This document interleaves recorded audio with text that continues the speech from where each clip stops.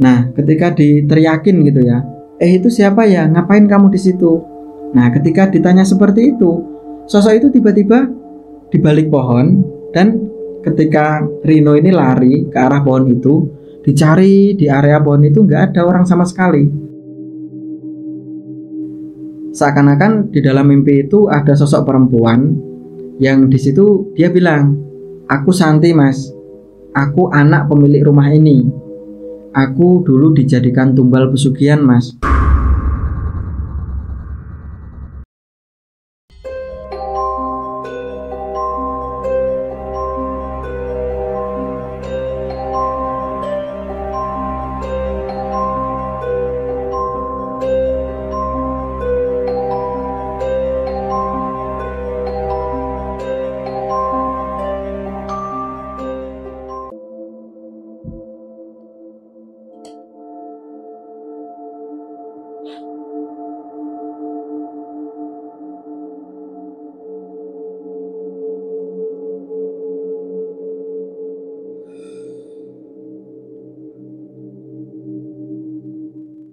Assalamualaikum warahmatullahi wabarakatuh.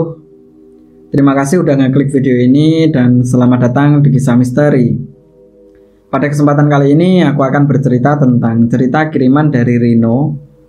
Saat ini Rino tinggal di salah satu daerah yang ada di Jawa Tengah.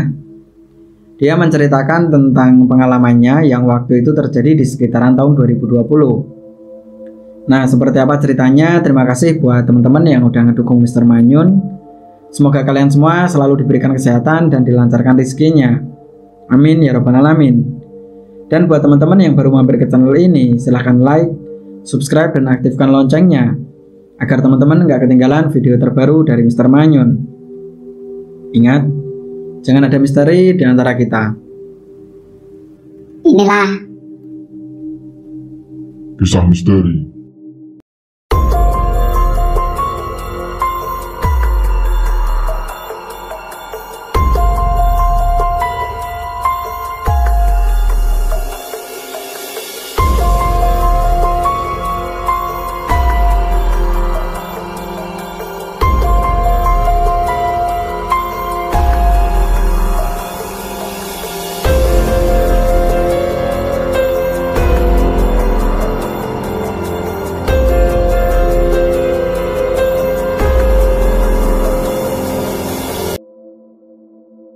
Oke, kali ini kita kedatangan cerita dan pengirim ceritanya bernama Rino.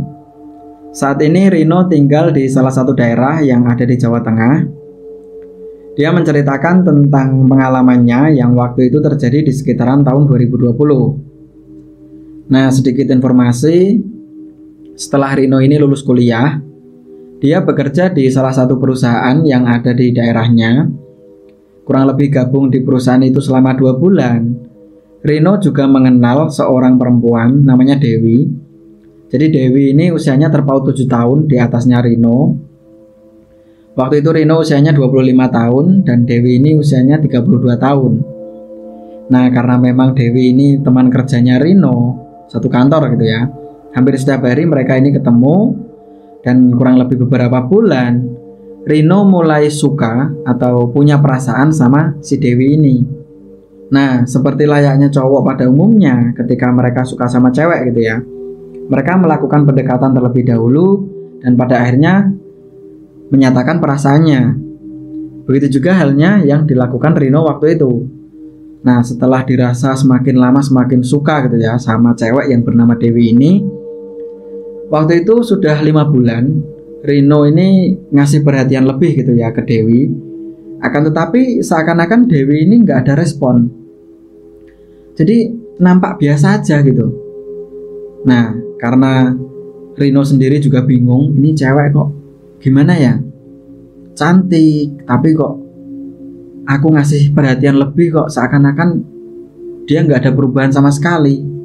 Waktu itu ketika mau menyatakan perasaan gitu ya, Rino takut. Dia takut ditolak karena memang nggak ada tanggapan sama sekali selama 5 bulan itu. Nah, pada akhirnya Rino ini sharing ke beberapa teman.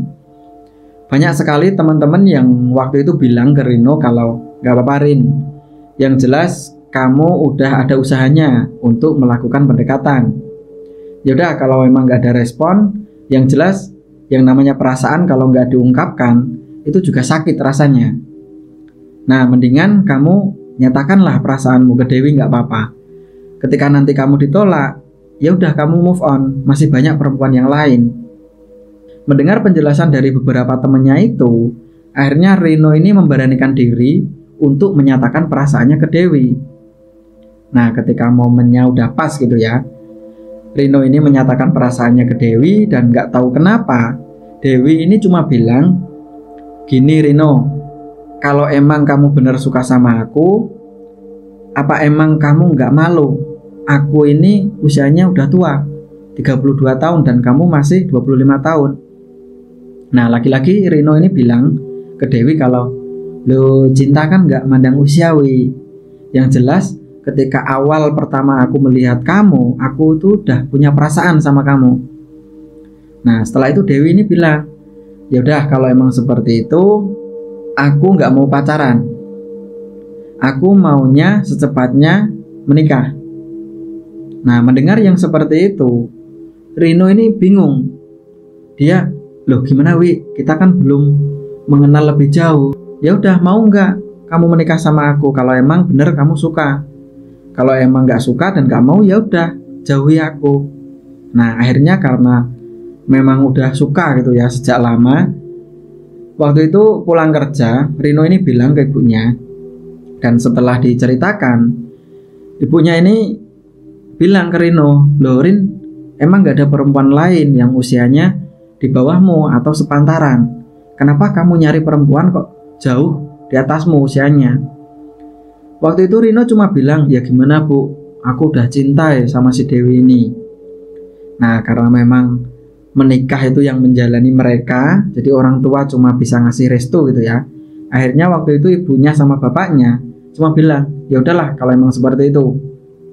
Karena kamu belum punya cukup tabungan sehingga kamu juga belum bisa beli rumah, ya udah kamu sama Dewi menikahlah. Setelah itu Dewi sama kamu tinggal di sini aja sama ibu sama bapak." Nah, mendengar atau mendapat restu dari orang tuanya, Rino ini bilang ke Dewi kalau, "Ya udah wi, kalau emang itu maumu menikah cepat, beberapa bulan ke depan aku akan menikahi kamu." Nah, beberapa bulan setelah itu akhirnya mereka pun menikah dan kurang lebih rumah tangganya dijalani selama 1 tahun. Waktu itu Dewi udah mengandung usia 8 bulan. Karena memang Dewi ini udah nggak kerja gitu ya, karena dari perusahaan nggak boleh seorang suami sama istri itu jadi satu pekerjaannya. Waktu itu emang Dewi yang ngalah. Nah, banyak sekali laporan-laporan dari Dewi. Jadi Dewi ini sering sekali bilang ke Rino kalau, "Mas Rino, kayaknya aku udah nggak betah deh tinggal di rumah ini." "Loh emang kenapa? Kamu ada masalah sama bapak sama ibu?" "Lah kalau mau cerita kok rasanya nggak enak ya mas. Kita nyari kontrakan aja lah mas. Aku nggak mau tinggal di sini lama-lama." Nah, mendengar penjelasan atau laporan dari istrinya, Rino ya bingung. "Loh emang kenapa? Kamu kenapa? Ada apa? Kamu ngomong jujur biar aku yang ngomong sama ibu sama bapak." Nah, waktu itu Dewi ini cerita ke suaminya kalau, "Gini mas Rino, hampir sering bahkan hampir setiap hari ketika aku udah nyuci piring, udah nyuci baju, waktu aku mau nyapu, karena memang aku juga udah hamil besar, jadi rasanya mudah capek. Nah, ketika aku istirahat, tiba-tiba ibu itu ngambil sapu dan nyapu. Dan pandangannya itu seakan-akan sinis ke aku. Aku nggak mau seperti itu." Nah, mendengar penjelasan dari istrinya, Rino ini bilang ke ibunya kalau, "Bu, tadi si Dewi cerita seperti ini. Terus ibunya ini bilang, "Alah Rin, kamu ini gimana? Justru ibu itu ngerasa kasihan sama istri kamu. Udah hamil 8 bulan, nyuci piring, nyuci baju, capek lah istrimu. Ibu juga nggak mau kandungannya kenapa-kenapa, kecapean. Maka dari itu, ibu yang nyapu gantian."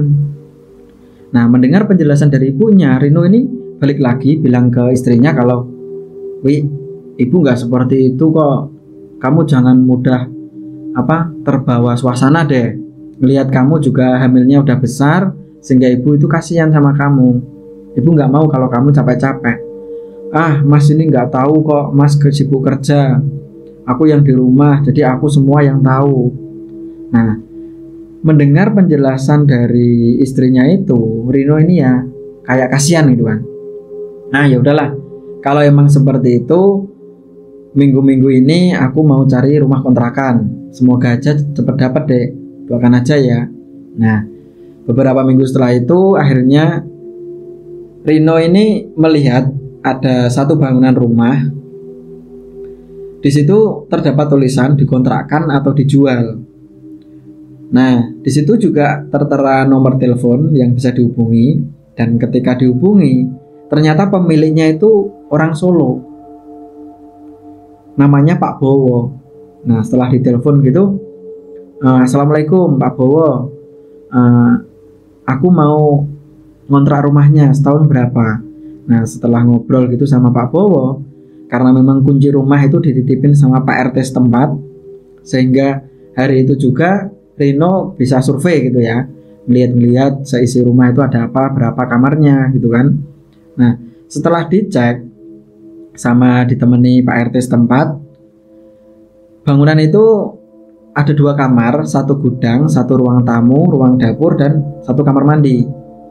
Nah, ketika dirasa cocok gitu ya, bangunannya cocok, harganya cocok, akhirnya Rino ini kembali telepon sama Pak Bowo yang waktu itu emang berdomisili di Solo.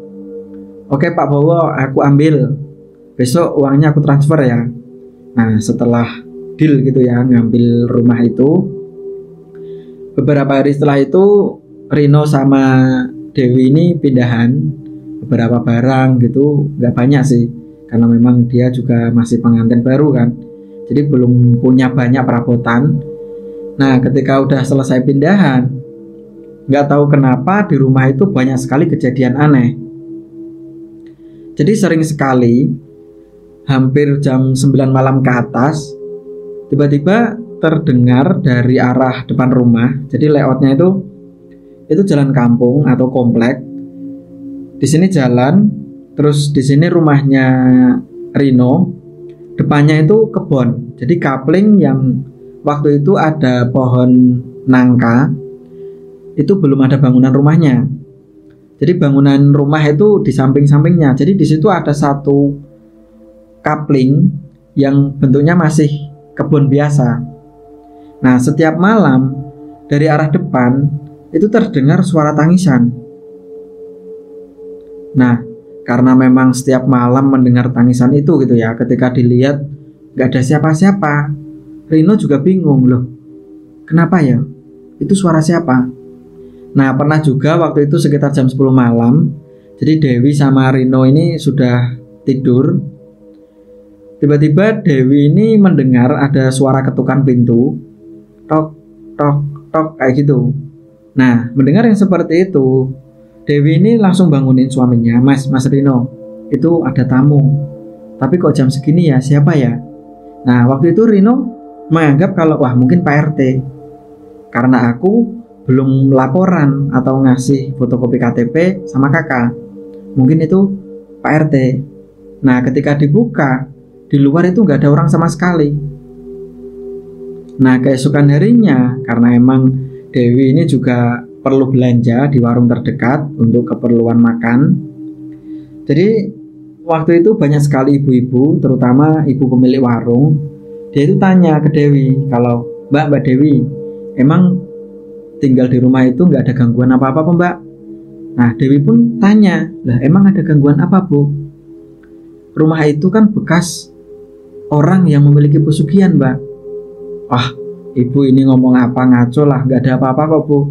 Nah, waktu itu Dewi ya sempat kepikiran gitu ya, apa jangan-jangan ada suara tangisan, ada suara ketukan pintu.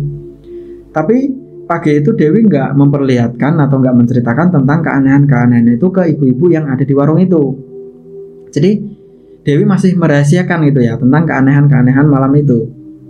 Nah, beberapa hari setelah itu Dewi ini cerita ke suaminya kalau, Mas, kok banyak orang yang bilang kalau rumah ini bekas orang yang memiliki pesugihan ya. Ah, kamu ini ngomong apa sih, Dek? Jadi Rino juga nggak percaya tentang hal-hal yang seperti itu. Nah, setelah banyaknya info dari ibu-ibu yang ada di sana, sering sekali Dewi sama Rino ini mendapat gangguan yang nggak lain adalah suara tangisan. Jadi seakan-akan suara tangisan itu seperti dari arah pohon nangka yang ada di kapling depan rumahnya itu yang masih kosong. Nah, akhirnya Dewi ini lama-lama nggak kuat, dia nggak tahan tinggal di rumah itu. Mas, kita punya rumah kontrakan kok kayak gini, Mas. Kamu kok nggak disurvei, nggak tanya-tanya tetangga dulu sih, Mas? Ah, kamu siapa sih, Dek? Kalau mau pindah lagi, Mas udah nggak punya uang lagi. Sabar ya, sabar di sini. Toh itu juga makhluk halus mungkin. Masa kita sebagai manusia kalah sama mereka? Nah, akhirnya Dewi ini agak sedikit lega gitu ya. Suaminya bilang seperti itu. Dan nggak tahu kenapa setelah berjalan beberapa bulan, walaupun setiap malam itu sering terdengar suara tangisan. Jadi waktu itu Dewi sudah melahirkan anaknya, dan waktu anaknya usia 3 bulan, anaknya ini sering sekali nangis. Nggak malam, nggak siang. Seakan-akan nangisnya ini kayak ketakutan. Demam enggak, diare enggak, tapi nangis terus. Akhirnya Dewi ini semakin lama semakin capek gitu ya. Ngasuh anak, ngompol enggak, enggak, tapi nangis terus. Digendong juga masih nangis. Nah, akhirnya Dewi ini bilang ke suaminya kalau, Mas, ini adik kok selalu nangis ya, aku capek. Nah, emang ada apa sih, Dek? Nggak tahu. Yang jelas adik itu setiap hari itu nangis terus. Padahal udah tak gendong, tapi tetap aja nangis, seakan-akan matanya ngelihat ke arah pohon nangka itu. Nah, mendengar penjelasan dari istrinya, Rino ini sempat bingung juga. Pada akhirnya Rino, waktu itu hari Minggu jam 8 malam, Rino sengaja datang ke rumah Pak RT. Dan ketika ketemu sama Pak RT, Rino ini cerita tentang keanehan-keanehan itu. Nah, setelah cerita gitu ya, Pak RT-nya bilang, jadi gini Mas Rino, info dari ibu-ibu itu ya benar ya salah.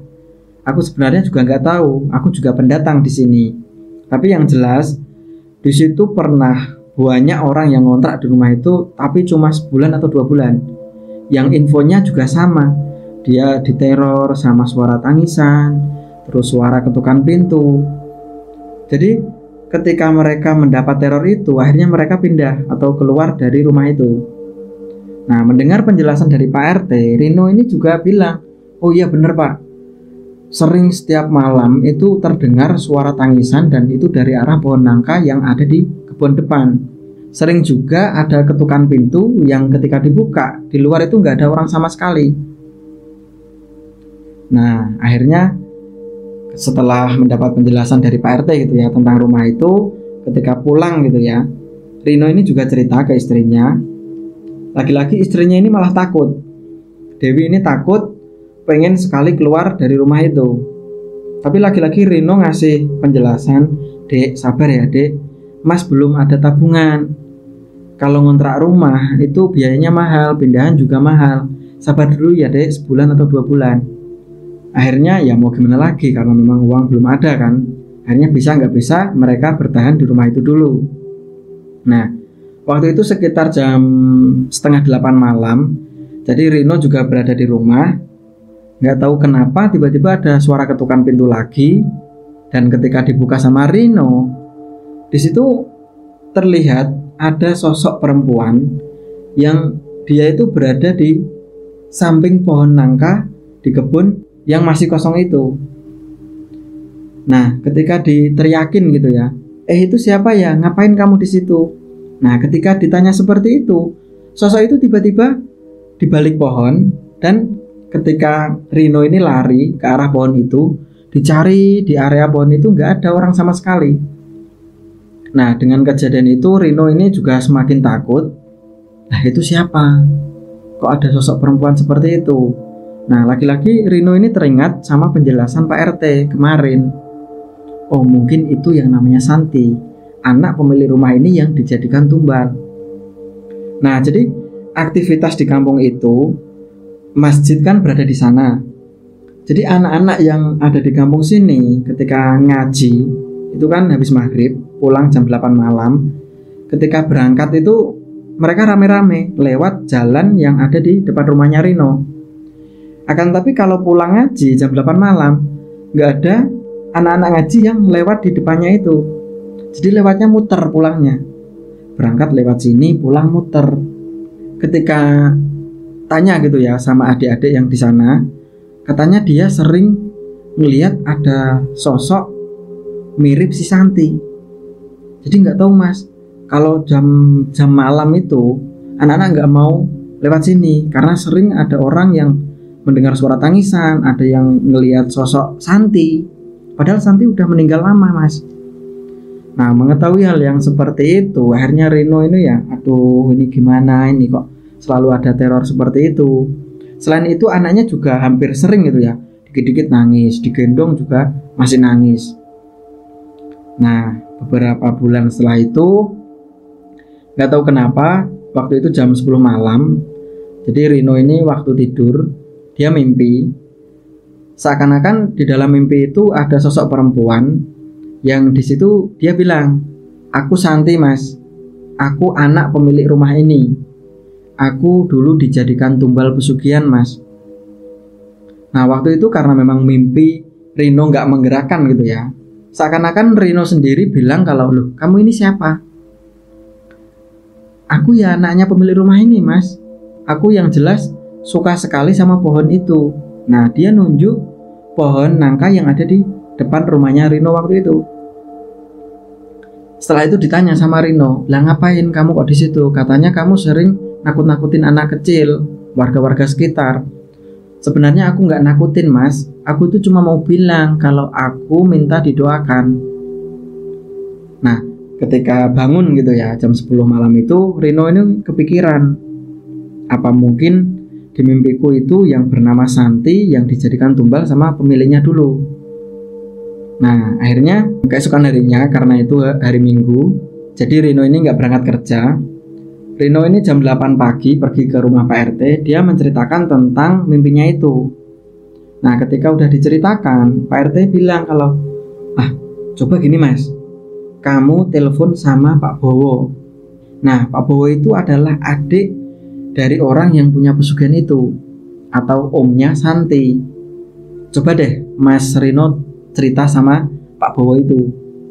Nah setelah pulang dari rumah Pak RT, Rino ini langsung telepon ke Pak Bowo. Ketika udah diceritakan gitu ya, Pak Bowo ini bilang, oh terima kasih mas Rino, terima kasih. Loh terima kasih buat apa pak?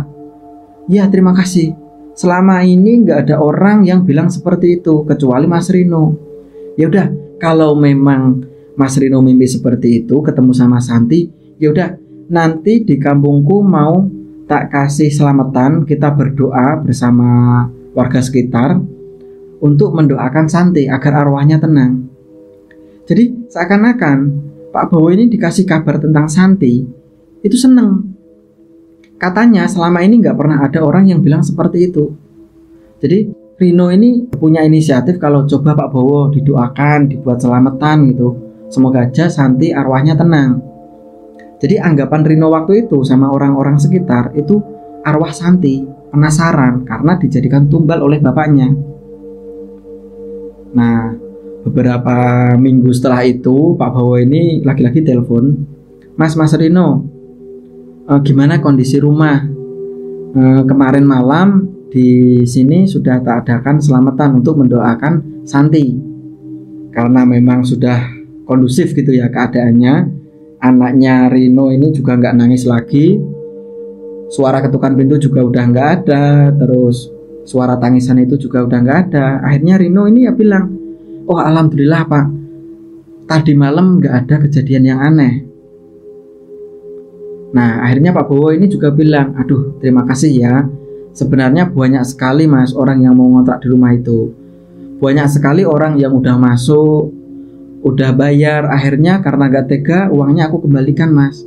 Tapi kan aku juga rugi mas, mereka udah ngontrak sebulan, 2 bulan. Ya pada akhirnya rumah itu gak ada uangnya, karena mereka ketakutan sesuatu hal yang katanya itu adalah Santi. Nah mendengar percakapan itu akhirnya Rino sama Pak Bowo sendiri juga lega gitu ya. Pak Bowo terima kasih sama si Rino juga terima kasih udah diadakan selamatan, sehingga di rumah itu suasananya udah seperti biasa. Beberapa bulan setelah itu nggak tahu kenapa tiba-tiba Dewi ini mimpi. Waktu itu sekitar jam 1 dini hari. Jadi Dewi ini terbangun karena Dewi mimpi ketemu sama sosok Santi. Akan tetapi mukanya itu beda. Kalau yang dulu di mimpinya Rino itu mukanya berantakan, jadi serem gitu ya si Santi ini. Ketika datang di mimpinya Dewi, seakan-akan wajahnya itu cantik. Dia cuma senyum sambil bilang terima kasih ya mbak, terima kasih ya mbak. Jadi seakan-akan wajahnya itu muncul cahaya. Orangnya cantik banget. Nah, jam 1 dini hari itu dia terbangun dari mimpinya itu, dan pagi harinya ketika Dewi ini belanja di warung terdekat itu, Dewi ini juga cerita ke ibu-ibu yang ada di sana, Bu maaf, dulu yang namanya Santi itu mukanya ciri-cirinya seperti ini nggak Bu? Nah, ketika dijelasin ciri-cirinya gitu ya, ibu-ibu yang ada di sana bilang kalau iya bener, itu ciri-ciri Santi ya seperti itu. Anaknya cantik tuh mbak? Iya cantik. Nah, akhirnya oh yaudah, kalau emang seperti itu berarti yang ada di mimpiku itu emang Santi. Jadi seakan-akan Santi itu datang cuma untuk berterima kasih. Setelah itu kondisi rumah yang ditempati Rino sama Dewi itu nggak terjadi apa-apa. Dan setelah itu banyak sekali anak-anak kecil yang ngajinya berangkat pulang itu ya lewat di jalan yang ada di depan rumah Rino. Nah, mungkin itu aja untuk cerita kali ini. Semoga kejadian yang pernah dialami sama Rino dan Dewi bisa menjadikan pelajaran buat kita semua. Billahi taufiq wal hidayah. Assalamualaikum warahmatullahi wabarakatuh.